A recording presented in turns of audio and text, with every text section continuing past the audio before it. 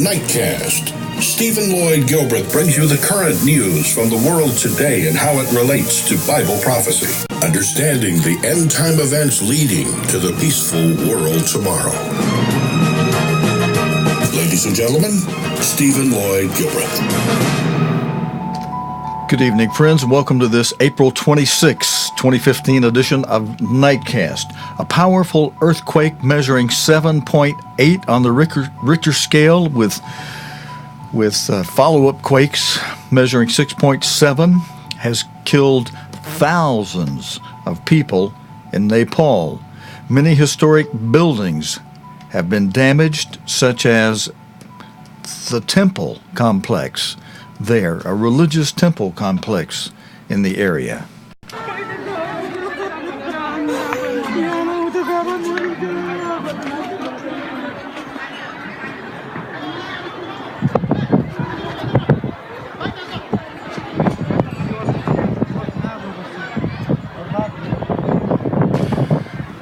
Friends, while this footage plays of just video showing the temple, the religious temple there being in Nepal being destroyed, I'll mention that the earthquake was felt across the entire region.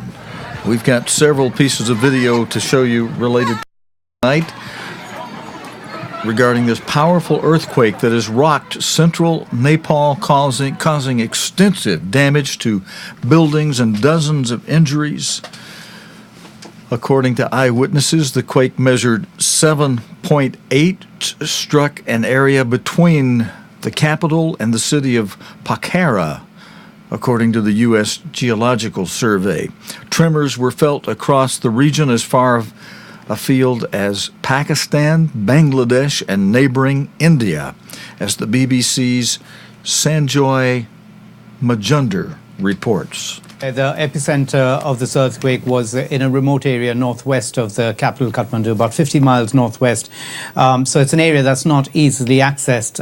You heard from the information minister as well that while they have phone lines operational in the capital, they're having some difficulty in actually communicating with some of these areas. Now, Nepal, of course, is a mountainous country, which immediately gives you a sense of how difficult some parts of the country is to access, even at the best of times. For instance, often the only way to get across is by using small aircraft, and if there's bad weather, those aircraft have no way of landing.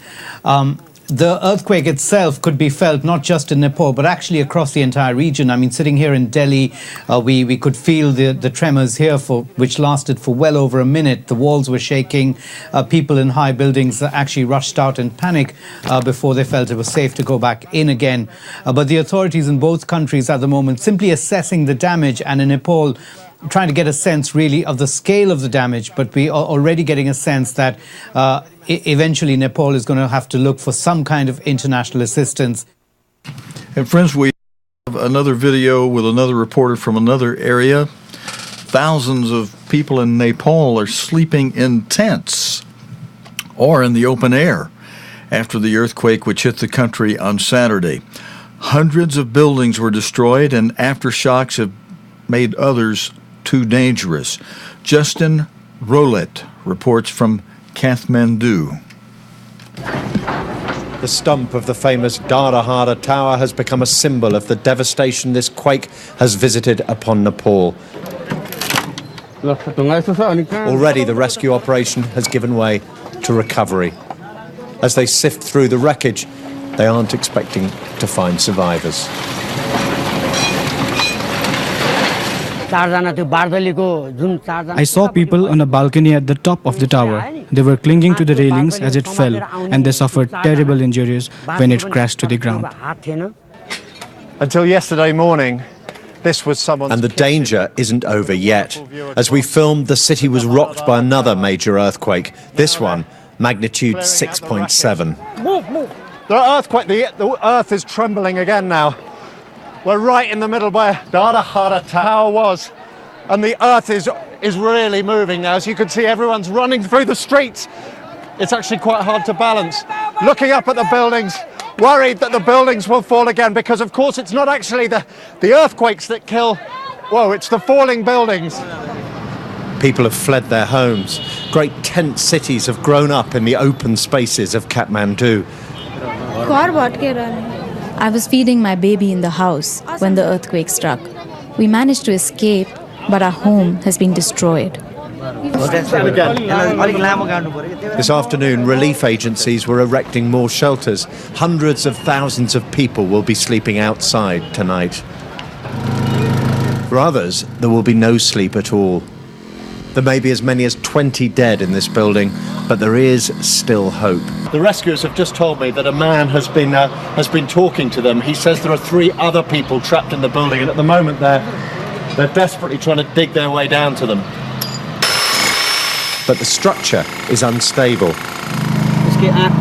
I can see his eyes, this rescue worker tells his colleagues, and he is saying, quickly, quickly, save me quickly.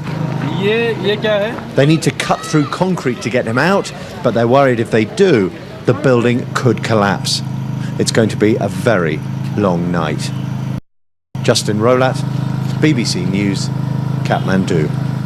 And friends, this earthquake has caused avalanches in places as far away as Mount Everest. Footage has emerged from climbers on Mount Everest showing the moment an avalanche hurled towards them when Saturday's earthquake struck in Nepal.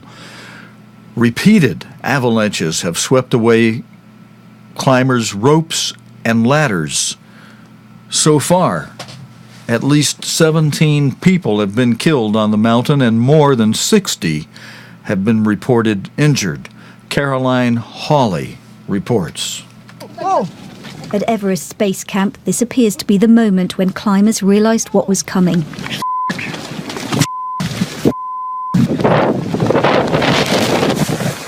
They didn't have long to run for their lives before the avalanche hit. Come under my jacket. Come under my jacket. The wall of snow which buried much of the middle of the camp was filmed by a German mountaineer. One survivor described it as a 50-storey building of white. Another said it had been like a nuclear blast. Are you okay? Yeah. C'était énorme. It was enormous. I was caught by the cloud, surrounded by snow and ice, and I had trouble breathing. Today, help came at last for the most seriously injured climbers. But the weather is against the rescue effort, and with the aftershock setting off new avalanches, the mountains are still a terrifying place to be. This is where the disaster happened. Filmed last summer, it's one of the most dangerous spots on the world's highest mountain. Spring is the start of the climbing season, and there were hundreds of mountaineers on a glacier between Camp 2 and Camp 1 and at Base Camp when the earthquake struck.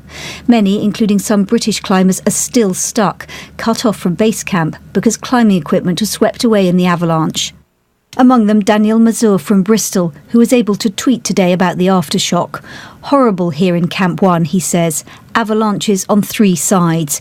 He wanted to know if members of his team were alive. Alex Schneider and Sam Chappett, on honeymoon in the Himalayas, also tweeted to say they're shaken but okay at Camp 1. But the lack of information from the mountains is agony for Margaret Powell, who's been trying desperately to get in touch with her son Adam. I should keep checking the web page to see if there's anything moving on that. But other than that, I think it's just sit and wait until somebody in officialdom can give me a call and say, you know, he's okay. These injured Sherpas are back in Kathmandu. Tears of sheer relief as the families of their fellow mountaineers still wait for news. This has been Everest's deadly disaster, and it's still not clear who has and who hasn't survived. Caroline Hawley, BBC News.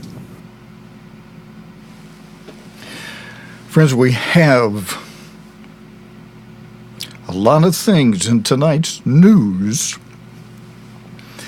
that should help us be able to pray as Christ instructed us to do in Luke 21:36, to watch the world news events that relate to the 4 seals of Revelation. And I need to get over to another video bank layer where I can switch us to the here. Now I can do it. Where I can switch us to the chart that we often put up here on the screen that shows the seals from Revelation. This shows the first 5 of 7 seals from the book of Revelation. The first 4 are depicted by 4 horses and horsemen, 4 horses of 4 different colors. And the one that relates to all of the stories we've showed you so far tonight is in the 4th column. It's the 4th seal from the book of Revelation, depicted by a pale horse with a rider whose name is Death, alongside whom rides Hades, hell, the grave.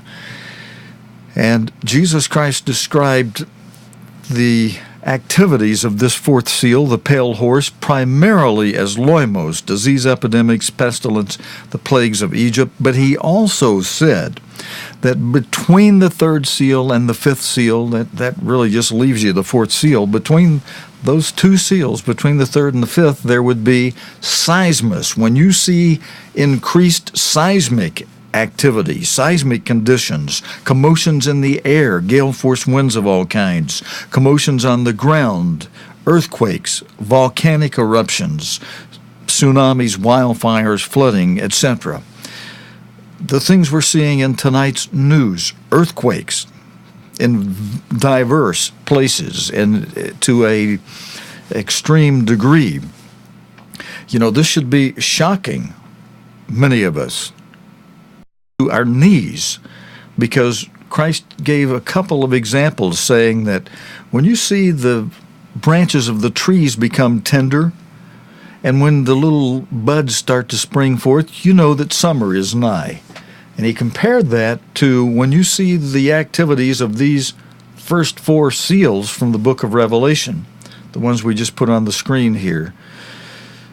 When you see them become very active, know that the kingdom of God is near. But there are things that have to happen before God sends Jesus Christ back to this earth for his second coming, for his return. The next thing to happen is the 5th seal, which is a 2.5-year period of time, the Great Tribulation. That's the next major event to happen in prophecy. And with these 4 seals, with this 4th seal now in extreme acceleration, with the earthquakes, with the seismic conditions the way they are, it should have us on our knees and hearing about all the many deaths and the people sitting waiting to hear if their loved ones lived through the avalanches and the earthquakes. It should have us on our knees praying about it. Some of it's weather-related, and the weather hasn't changed, and as some of the reports were saying, and we could be praying for these people and saying, hey, God, give them a break, change the weather, help this out, calm this thing down.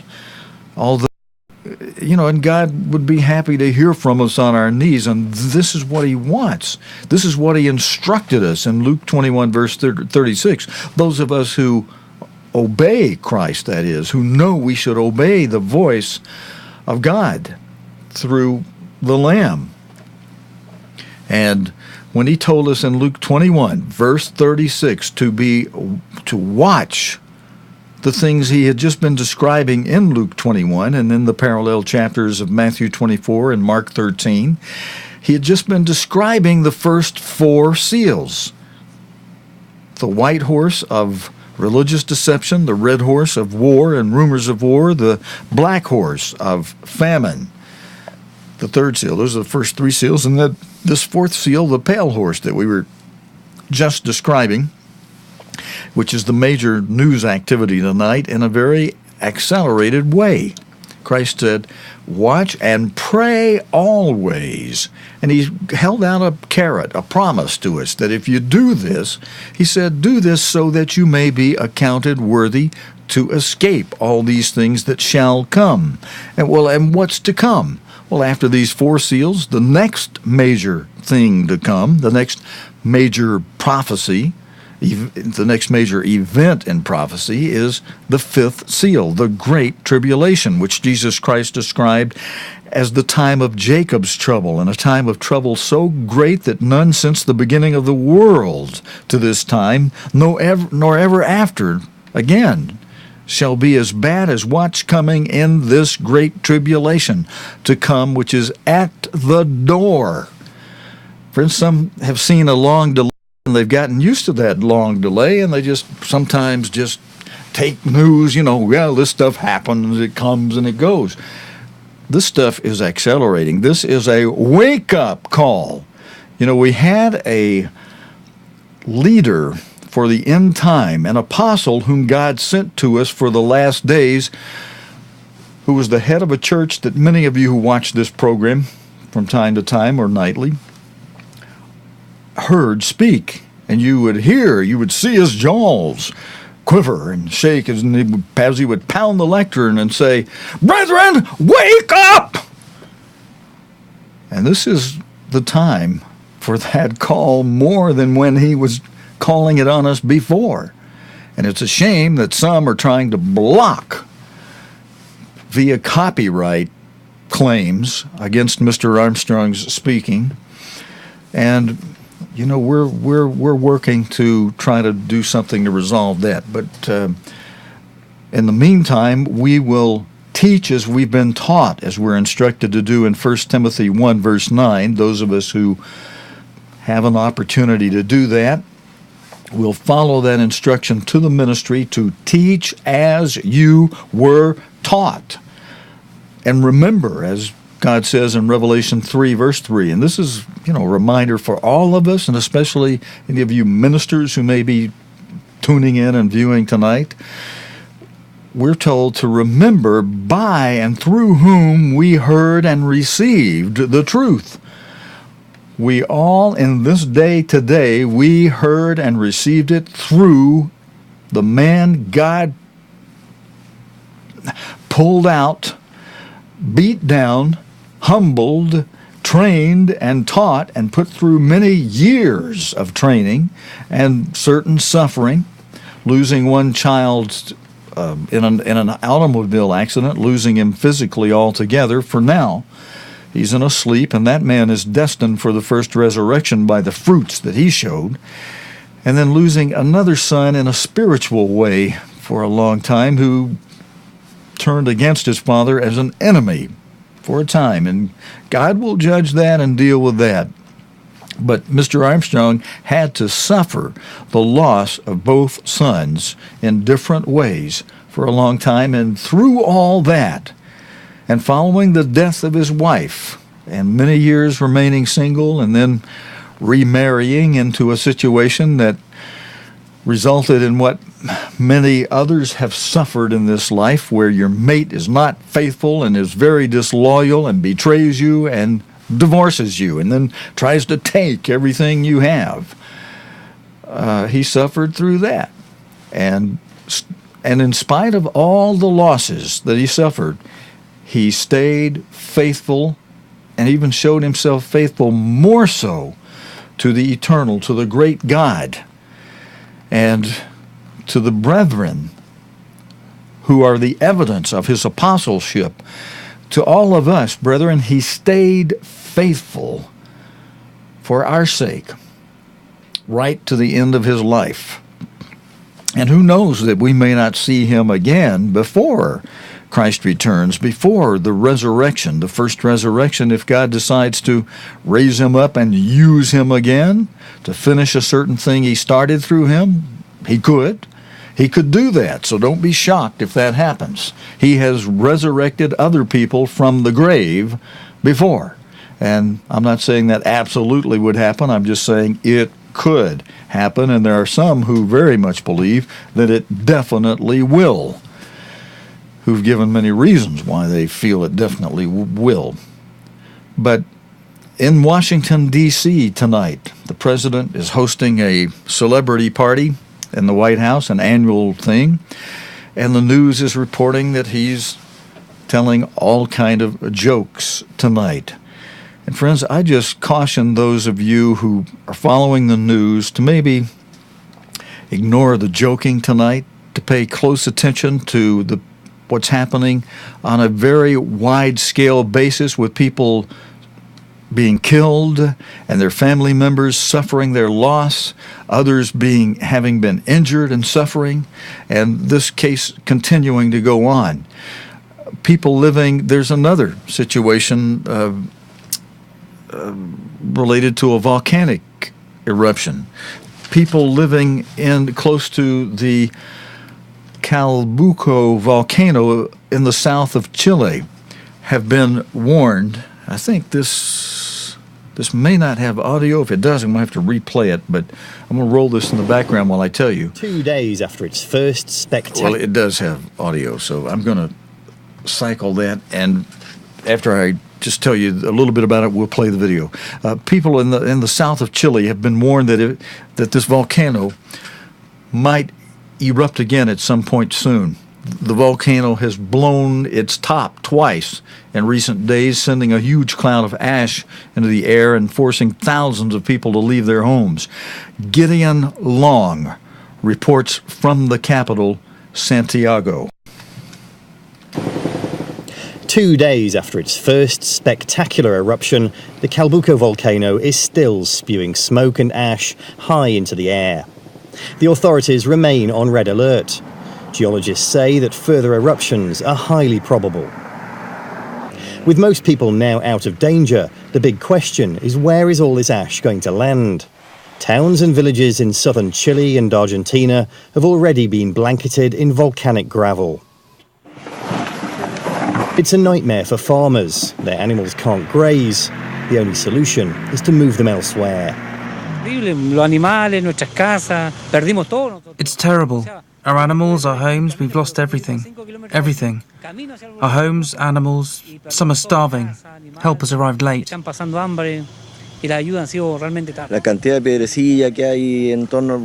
no food for the animals. The trees are bare. In my view, the best thing we can do is evacuate and go somewhere else. The eruption has wreaked havoc with air travel. This was the airport in the Argentine capital, Buenos Aires, more than 1,000 kilometers from the volcano. Flights cancelled due to the ash, passengers stranded.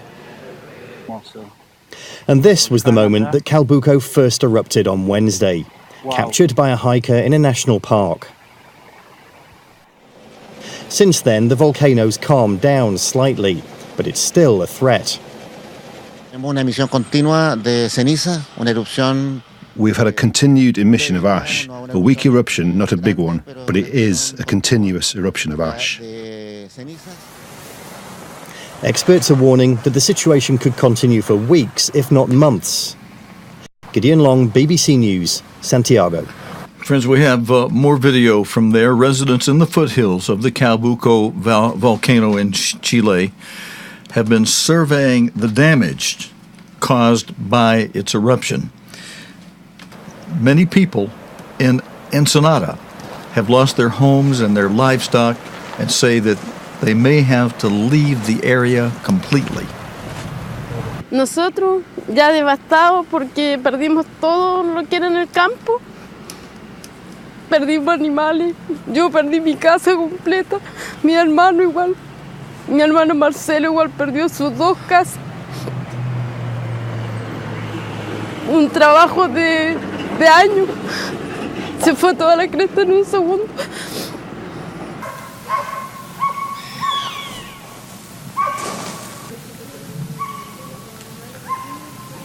Mi casa, pérdida total.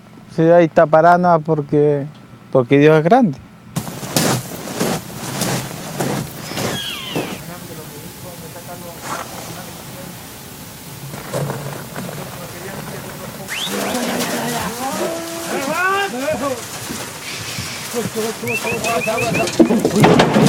Friends, those of you who may be listening by podcast and not seeing videos, arrancar de aquí no. No queda otra solución. Si esto está perdido. the English subtitles are reading things like people saying all of their work lost in 1 second on their house. Only by the great grace of God have they been saved further. Tenemos 2,000, más o menos 2,100 colmenas enterradas en este minuto. This man lost over 2,000 beehives. Great damage to their homes and their businesses there. Residents were, and friends, there's more going on. Christ warned us to be watching for earthquakes in diverse places, and certainly we've been seeing that. They're in the United States. I've got a note here as to what's happened in the last 24 hours in the United States in the way of earthquakes. There have been 41 earthquakes today in the United States. There have been 279 earthquakes in the United States in the past 7 days. One or two of those were good size, over 4. Now, these earthquakes I'm quoting you are anything over 1.5 on the Richter scale. The ones this weekend in the United States, some of them were over 4. In the past month in the United States, there have been over 1,000 earthquakes, 1,143 for the exact count up to the moment. And in the past year, there have been over 14,000 earthquakes in the United States. Is that not a wake-up call? And in the past 24 hours, residents were evacuated in New Jersey as a giant sinkhole threatened 2 New Jersey homes on the Delaware River. 2 of the residents at threat, Lynn and Chris Odell, spoke about their ordeal. Mr. Odell said that, well, you'll hear him in this video. He says, "We are both still standing here by the grace of God."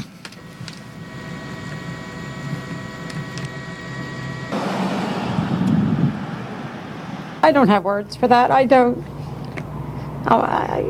This is our home. We put a lot of effort into it. I put a lot of love in this house. When we walk away, we could be walking away for good and losing everything. That's hard to take. We're both still standing here, grace of God, and we haven't gone over and they're finding us at the bottom of the cliff or anything like that.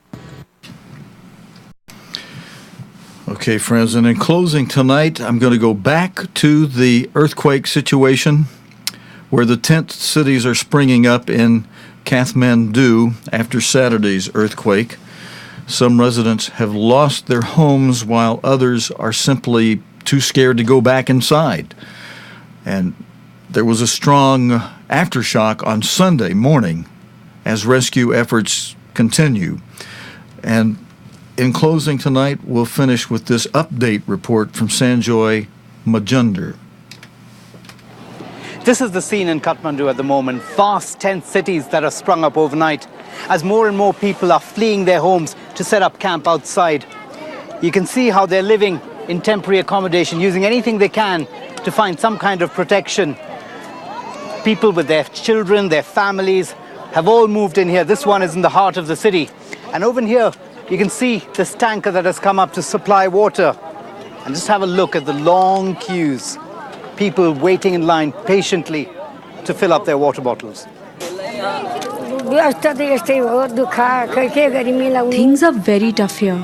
We don't have enough food, not even a proper shelter. We don't know how we will manage. Just a short while ago, we experienced a fresh aftershock. The ground trembled violently for several seconds, and it created a fresh wave of panic across the entire city. And that's the reason why, despite the harsh conditions, no one here is quite ready to go home. And friends, I'm going to play in the background as we close out tonight some video footage of some time lapse footage of the volcano in Chile. And these things are happening while celebrities in Washington, D.C. listen to the President of the United States tell jokes tonight. Hopefully you will be on your knees and praying before God for the people affected by all of the events we've reported in tonight's news here on Nightcast. That's it for this Sunday night report. Friends, God willing, and the creek don't rise, we'll be back again tomorrow night, Monday evening, with the day's current news related to the Bible and prophecy here on Nightcast. Until next time, your host, Stephen Lloyd Gilbreth, saying thanks for joining me, friends. So long, and good night. You have been watching Nightcast with Stephen Lloyd Gilbreth. Nightcast can be seen Sunday through Thursday nights here on cogtv.org. Tonight's program is also available anytime on demand in the cogtv.org video archive.